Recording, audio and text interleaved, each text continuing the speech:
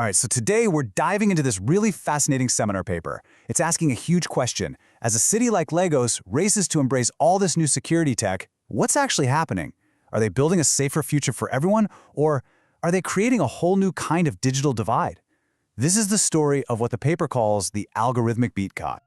This quote from a police officer in Lagos, it really gets right to the heart of the matter. It perfectly sets up the tension we're going to be looking at. It's this push and pull, right, between traditional community-based policing and this new wave of automated data-driven security that, yeah, it promises to be super efficient, but you gotta wonder, is it losing something really important along the way? Okay, so here's how we're going to break this all down. First, we'll set the scene in Lagos. Then we'll get into what this Algorithmic Beat Cop actually is. We'll look at how it's creating a security divide, figure out why these tech-first approaches are kind of failing, and then, and this is the important part, we'll see what the paper suggests we can do about it. All right, let's start with Lagos itself. This city is an absolute powerhouse. It's Nigeria's economic engine, Africa's most populous city, but the paper points out this incredible paradox. It's a place where so much is visible, so much is happening, but at the same time, it's struggling with these really deep, serious security challenges. And when we say challenges, look at these numbers. The scale of the problem is just staggering. Lagos accounts for almost 38% of all reported crime in Nigeria. Think about that. Its crime index score is one of the highest on the entire continent. So we're not talking about a small problem here. This is a massive, massive issue, and it's exactly what pushes people to look for big, drastic solutions. And here's the really crucial piece of context. The official justice system, it's really struggling. The paper points out that more than half of crime victims don't even call the police. Why? Because they're worried about bribery or just being ignored. That level of distrust, it creates what the author calls a security vacuum. And it's right into that gap that technology comes rushing in, promising to be the perfect solution. Okay, so that brings us right to the main idea of this paper, the Algorithmic Beat Cop. Now, this isn't some robot walking down the street, okay? It's the idea that these huge flows of data and all these automated systems are starting to take over the job of the traditional neighborhood cop. So let's break down what that really means. First up, you've got digital surveillance. And look, we're talking about way more than just a few CCTV cameras. This is everything from biometric scanners to get into your apartment building, all the way to monitoring what people are saying on social media. The key thing here is the idea of data doubles. Basically, a digital version of you is created, a shadow that can be tracked and analyzed on a scale that a human cop could never, ever dream of. So all that data gets collected, and then it's used for something the paper calls social sorting. And this is where things get really serious, because this is the moment when just watching turns into taking action. The systems start to classify people, right?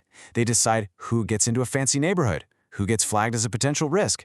It's an automated way of deciding who's in and, more often than not, who's out.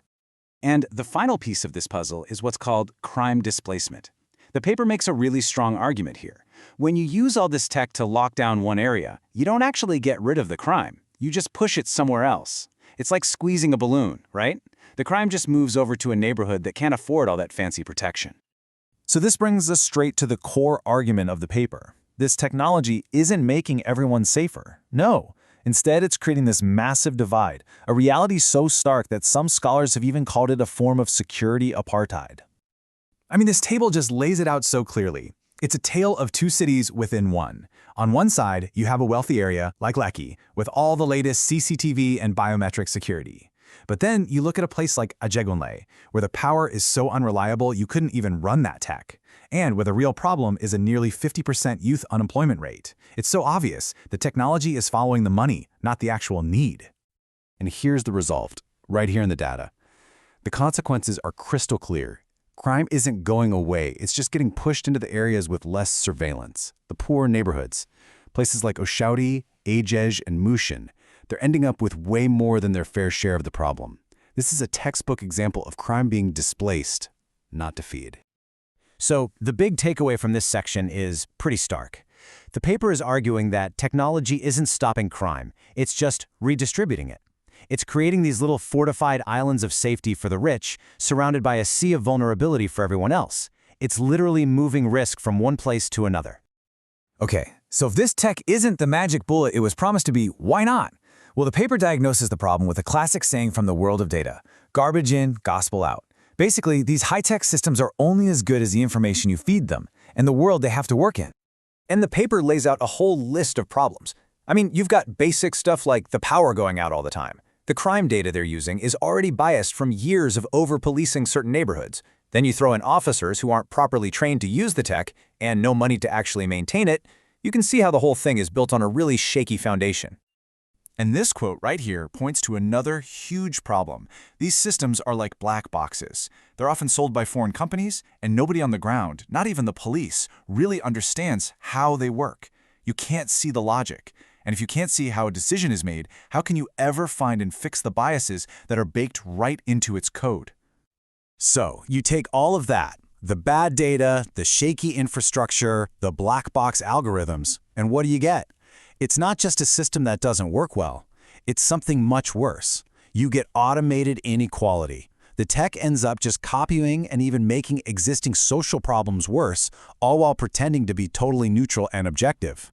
But here's the good news. The paper doesn't just leave us with the problems. It actually maps out a way forward.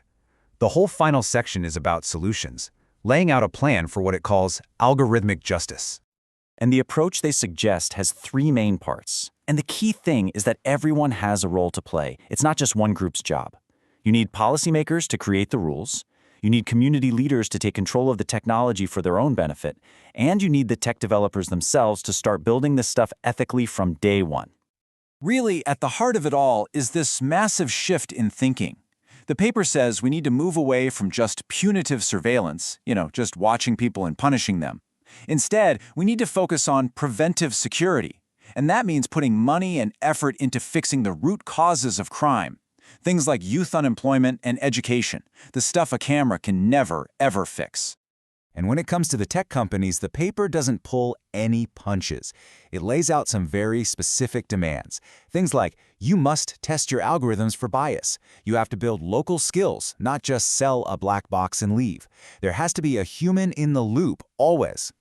And I thought this was really interesting. It says we need to build in culturally relevant ethics, like the philosophy of Ubuntu, right into the code. And that really brings us to the final takeaway here. When you boil it all down, the paper's message is pretty clear. Technology is a powerful tool, for sure, but it's just a tool. Whether it ends up building bridges or putting up new walls, that all depends on the world we put it in. It's not and never will be a magic solution by itself. And so, this whole analysis leaves us with a really stark choice, doesn't it? As our cities get smarter, as they get more connected, we have to decide. Are we going to let our algorithms create even deeper divisions, this algorithmic apartheid? Or are we going to figure out how to use this incredible technology to build a future that's actually more just, more equitable, and safer for everyone? According to this paper, that choice is very much up to us.